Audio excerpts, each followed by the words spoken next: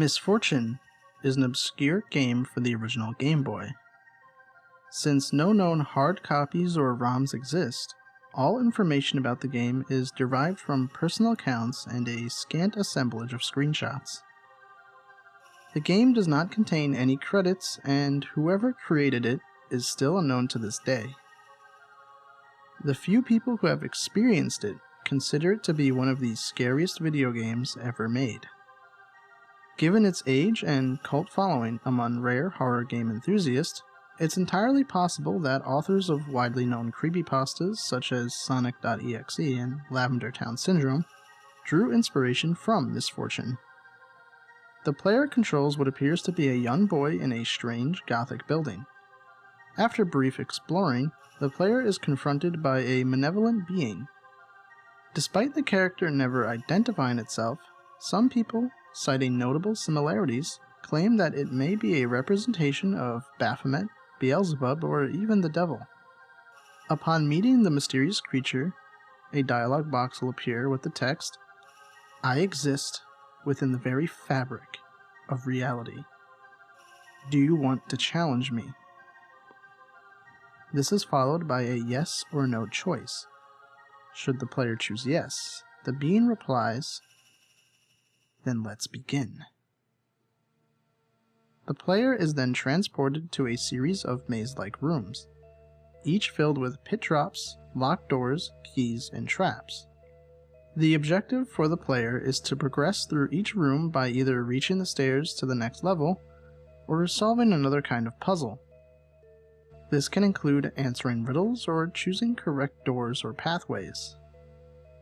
The most well-known example is in a level where 4 small cabins are shown on screen. A dialogue box will appear that reads, "Choose wrong and misfortune will befall your loved ones. Are you ready to play?" Should the player ever make a mistake throughout the game, the screen will cut to black before showing a more detailed image of the demon, along with a dialogue box reading, "I am God here," in what appears to be blood-styled writing. Rumors pertaining to the game's alleged harmful effects began to surface on the internet around the late 1990s. Players claimed to have begun experiencing ongoing depression and dread shortly after losing and seeing the game over screen. Once prominent members of online forums who told such claims are thought to have died or disappeared when they suddenly became inactive without warning. Heated discussions soon dominated these forums for some time, but the mystery never seemed to be getting any closer to being solved. Some wrote the whole thing off as a tasteless practical joke. Others believed that viewing the image of the evil character after losing the game can really cause the player to experience misfortune as the game's antagonist promised. Soon, people began to speculate that the eerie soundtrack of the game was the cause. The music in the game consisted of deep, buzzy tones and off-key melodies. The game had a remarkably unsettling soundtrack despite composition being limited to the 8-bit Game Boy sound bank. The Game Over screen had especially erratic, almost nauseating music with a very high frequency that accompanied it. Rumor has it that this very track could somehow influence moods and thought patterns. Of all the tracks in the game, only the theme that plays when first meeting the demonic entity can be found on the internet today.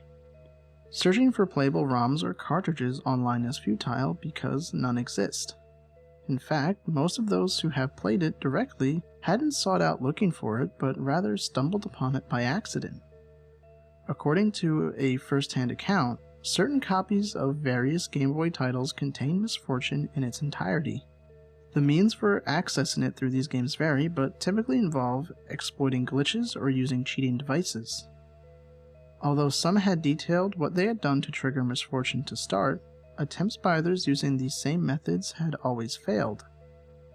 Another common observation was that many of the sprites in Misfortune had been copied from its quote-unquote host games. Misfortune is known to be integrated into the following list of games: Legend of Zelda: Link's Awakening, Pokemon Red, Spud's Adventure, Poochie Karat, and Atelier Marie in Japan. For this section, I'm going to be speaking to you a lot less impartially and a lot more personally. Now, is the game really cursed? Does a specter really bide within and snare the innocent in its deadly game? Who knows? What I do know is that the game definitely exists. I also know what it can do. I've never played the game myself, you see, but I knew someone who did. A good friend of mine, actually. We were closer than brothers, and we told each other everything. He was the most enthusiastic, outgoing guy I ever met, and, like me, he was really into video games. Sure enough, one day he told me that he found a spooky new side game hidden in Pokemon. He showed it to me, and even back then it gave me an odd feeling. Though, to be fair, I was always easily scared. Soon after, he started talking less and less. Later, he'd either ignore my calls or tell me he was sick or busy when I invited him out. He became something of a recluse. I did still sometimes get to see him at high school, but he rarely spoke and snapped at me when I pried too much over why he was acting that way. About a month later, before he got off the train after school, he said goodbye for the first time in weeks. I'll never forget the look he gave me that day. He was the macho, nothing gets to me type of guy, and he always masked his emotion really well. But now he had a face filled with grief, like he was about to cry. He made me promise him one thing before he left, that I never play that game. That was the last time we ever spoke. The next morning, they found his scratched and bloodied corpse hanging from his disassembled weight machine. The police concluded that he managed to lift 220 pounds of weights over his head with the cord still attached, looped it around his neck, and released it over the other side of the machine, causing his strangulation as the weight on the other side yanked him upwards. The most horrible detail was that he was found with his hands clutching the inside of a makeshift noose, as if he were trying to tug it loose. That was it. The case was closed. Personally, I don't believe that's what happened. If you're a collector or perhaps just heard the legend and want to experience the game for yourself, you should reconsider. Even if you deny the existence of demons and curses, the misfortune that will befall you is very real. You have been warned.